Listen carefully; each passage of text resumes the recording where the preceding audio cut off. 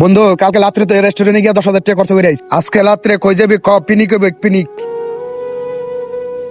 বন্ধু কি অবস্থা? হ্যাঁ ভালো। জাকির কেমন আছো? পাল্লা কত সুন্দর বাইক, এটা একটা বাইক দুই কিনতে পারতাম।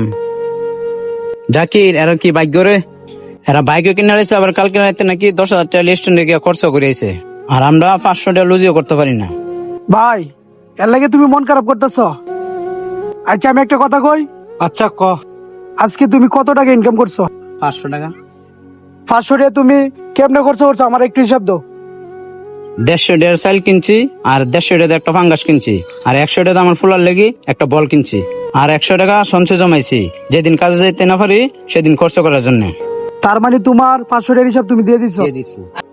আচ্ছা বন্ধু, একটা কথা কই, কষ্ট নিস না। বল। তোরা তো কালকে রেস্টুরেন্টে গিয়া 10,000 টাকা খরচ করে আইছস। তোরা 10,000 টাকার হিসাব দে তো কেমনে খরচ করছস। 2,000 টাকা তেল ফুরাইছি, তারপরে রেস্টুরেন্টে গিয়া 5,000 টাকা নাস্তে করে লাইছি। এমনি তো 3-4 হাজার টাকার বিড়ি সিগারেট এই গেছে গা। তার মানে সঠিকভাবে তোরা হিসাবই দিতে পারস না। সঠিকভাবে হিসাব দেবো কেমনে? কত টাকা কত মিকে গেছে গা। ভাই, মনে কষ্ট নিও না। দুনিয়াটা হচ্ছে পরীক্ষার জায়গা। তুমি 500 টাকা ইনকাম করছো, 500 টাকার হিসাব তুমি সহজে দিয়ে দিছো। আর আমার বন্ধু লাখ লাখ টাকা ইনকাম করে, ওর হিসাব কিন্তু ও দিতে পারে নাই।